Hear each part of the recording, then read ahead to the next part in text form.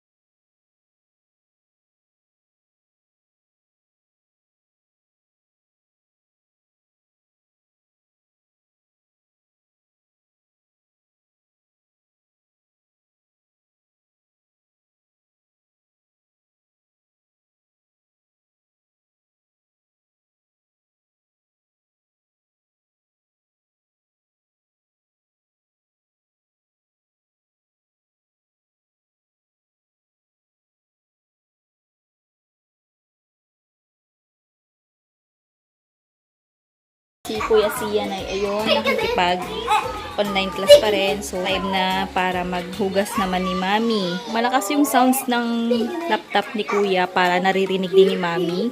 So, ayan. Lalaroin lang muna ni ate si Bunsoy. At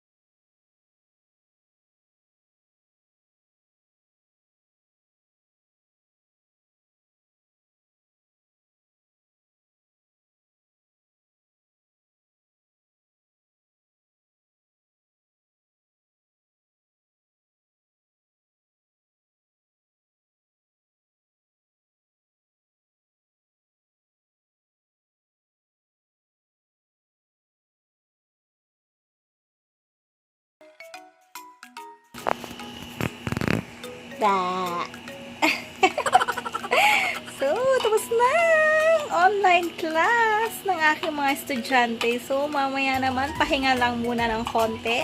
At ako'y nandito. Papatulugin ko muna ang aking bunso ulit. So, tutulog din naman si bunso. So, pahinga lang muna din ang mami, hilata. Tapos mamaya, bakbaka na naman tayo para sa mga activity sheets at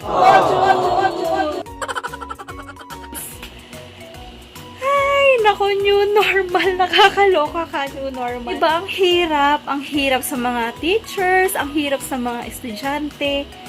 Ay, wala naman tayong magagawa kundi sumunod na lang. At pag, bakit? Bakit ano nangyari?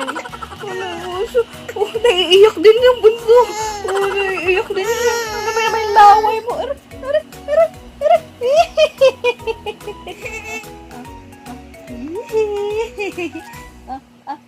Oops.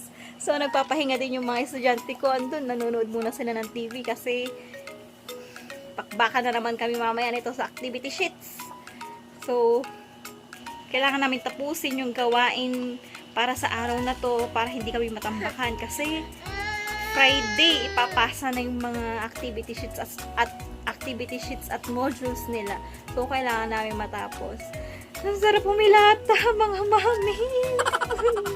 Ang sarap humilata. Pwede ba matulog na lang?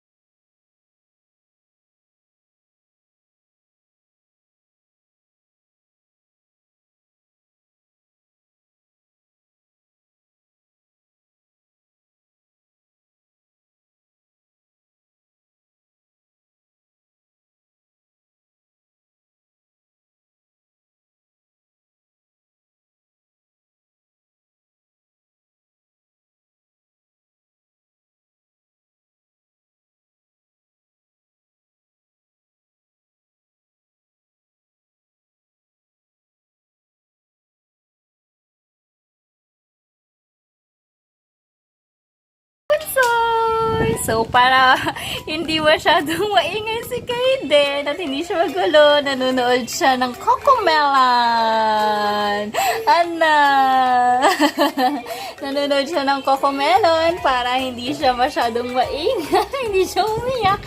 Habang kami ay nagagawa dito na activity sheets at modules nila ate at ni kuya. So, ayan, kailangan nilang tapusin yan. Kailangan naming matapos yan ngayon, araw na to para bukas, ibang subject naman yung gagawin naming activity sheets at modules. So, ganyan ang buhay natin ngayong mga mommies sa panahon ng pandemic. So, good luck sa ating lahat, mga mommies, daddies, na mga nag-aaral ngayon at under online or blended or modular mode of learning. Ayan, so good luck sa ating lahat, mga mommies. So, yakapin na natin itong new normal hanggat hindi pa tayo nagkakaroon ng vaccine. So, ayan, itutuloy na lang namin to. Tapusin natin to, hindi pwedeng hindi natin matapos, okay? Thank you for watching. Good luck sa inyong lahat. Bye! Kaya natin to.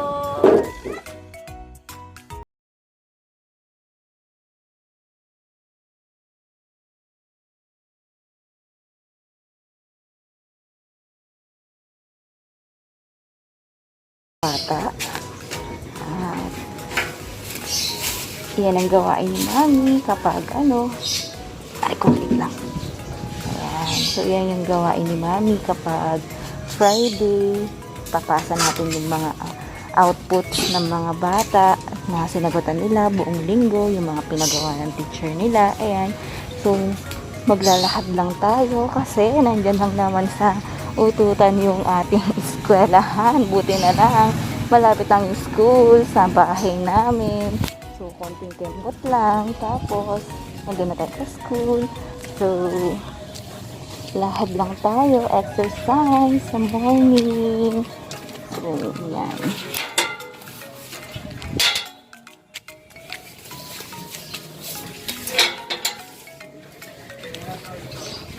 So, ganito yung eksena natin, no?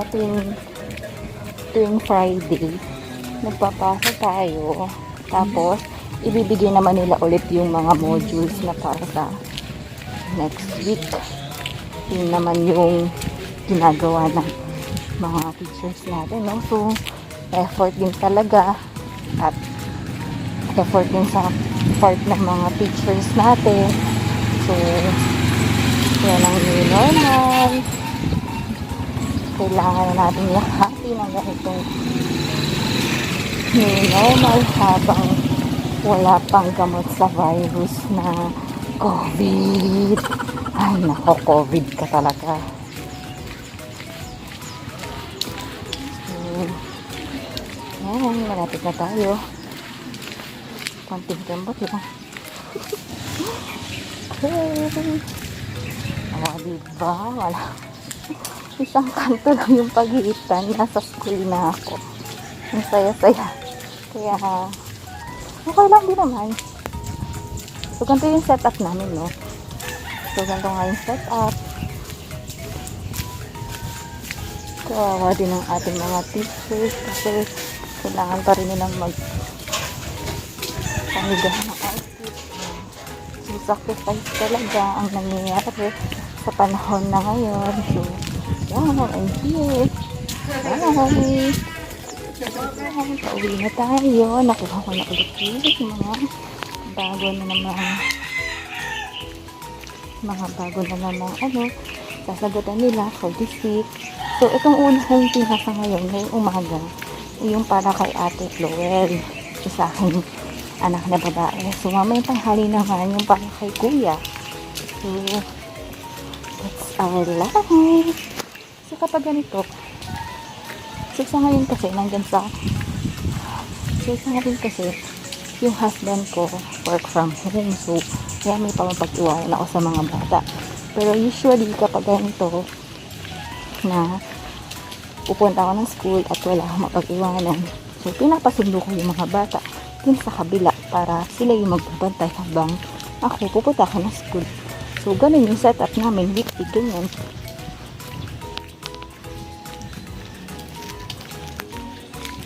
So, nagkataon lang na si Habi ay nandito ngayon.